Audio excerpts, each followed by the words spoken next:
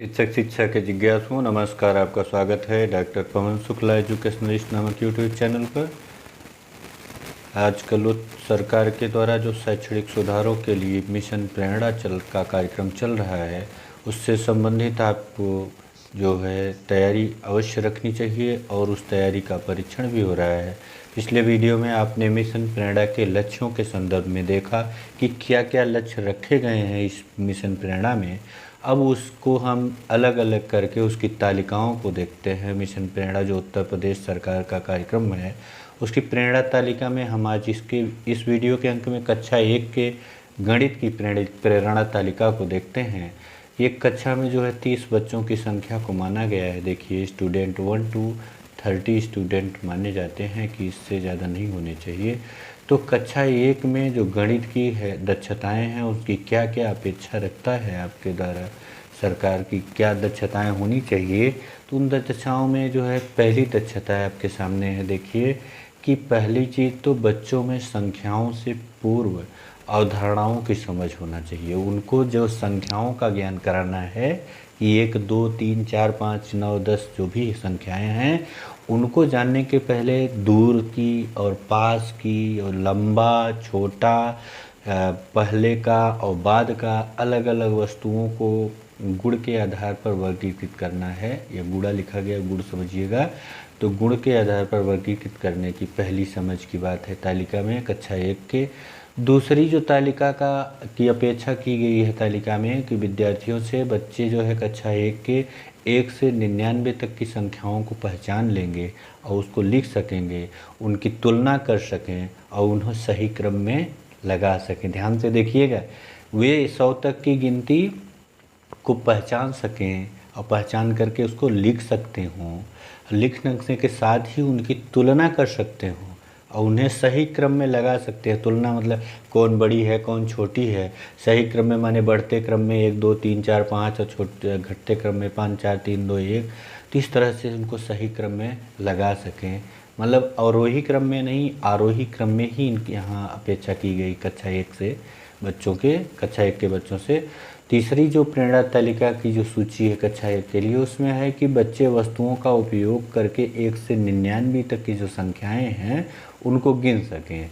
जो बच्चे हैं वे 1 से 99 तक की संख्याओं को गिन सकेंगे, ऐसी अपेक्षा की जाती है कि जो बच्चे हैं वे वस्तुओं का उपयोग करके, वस्तुओं का उपयोग का मतलब समझ रहे हैं, जैसे कोई भी पेंसिल है, कलम है, कापी है, वो सामान है, लड़के हैं कक्षा के, तो इन सबको गिन करके वह 1 से 99 तक की संख्याओं को लिख सके। अगली बात है कि चौथा जो अपेक्षा की गई है कक्षा 1 के बच्चों से प्रेरणा तालिका में, कि बच्चे एक स्थिर अंतराल से घटने या बढ़ने वाले अंकों के पैटर्न को पहचान सकें और पूरा कर सकें। स्थिर अंतराल का मतलब जैसे 2 के बाद 3 अंक का अंतर, 5 के बाद 3 अंक का अंतर क्या होगा, 6 7 8, तो फिर 3 अंक का अंतर 9 10 11, इस तरह से पहचान सकें, उनको पूरा कर सकें।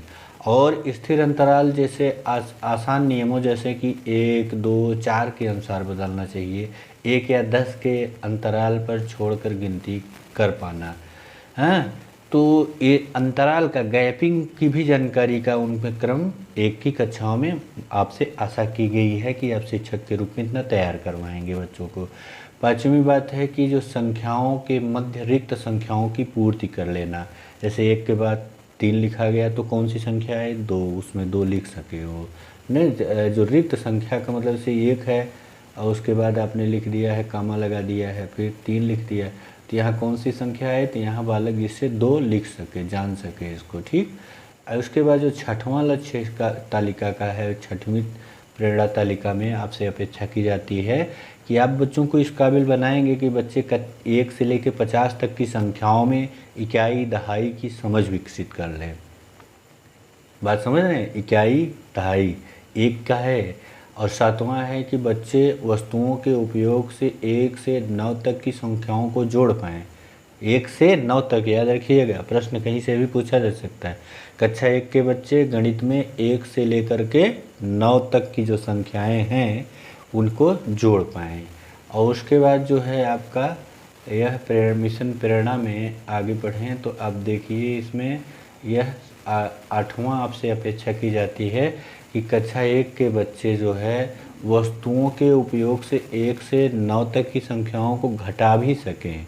1 से 9 तक जोड़ना, 1 से 9 तक घटाना। और उसके बाद बच्चे शून्य, जीरो की अवधारणा समझ सकें कि जैसे 9 तो उसमें 5 टॉफियाँ थी तुम्हारे पास, पाँचों खा गए बच्चे, तो पाँचों खा गए, कितनी बची? जीरो। तो शून्य की अवधारणा को जानना। और 10वां है, अपेक्षा की गई है कि ज्यामिति और माप के संदर्भ में है कि जो बच्चे हैं वे सीधी रेखा, गोला, त्रिभुज, चतुर्भुज जैसी आकृतियों को, कुछ वस्तुओं जो इनकी आकृतियाँ ऐसी, उनकी आकृतियों की कुछ वस्तुएं जैसे मेज हो गई, किताब हो गई आदि के माध्यम से पहचान सकें। आप बताइए कि जैसे ये किताब में आपके सीधी रेखा जा रही है और मेज में देखिए कैसे सीधी रेखा जा रही है, बीच में से त्रिभुज हो जाएगा, चतुर्भुज, इस तरह से उनको पहचान करानी है।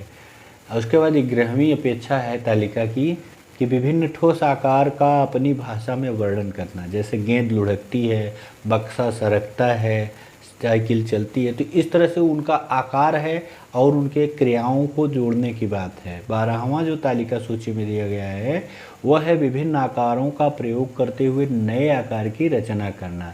विभिन्न आकारों का प्रयोग जैसे करता हुआ बच्चा कि वो करे और वो नए आकार बनाए, कुछ जानकारी उसको है तो नए आकार, जैसे वो त्रिभुज बनाना जान रहा है, अब वो त्रिभुजों के आधार पर कैसे उसको जोड़ करके कुछ और बना सकता है। आयत जान बताया आपने, इस तरह से मेज होती है।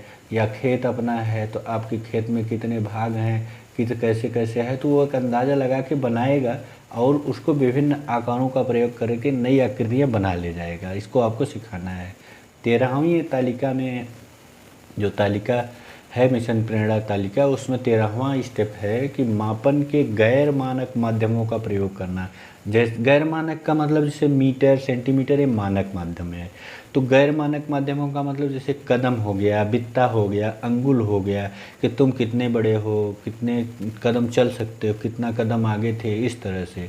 और 14वां इसमें तालिका में है कि दृश्य सामग्री में दिए गए चित्रों और संख्याओं के आधार पर सामान्य सूचनाएं इकट्ठा करना, नोट करना, अनुमान लगाना।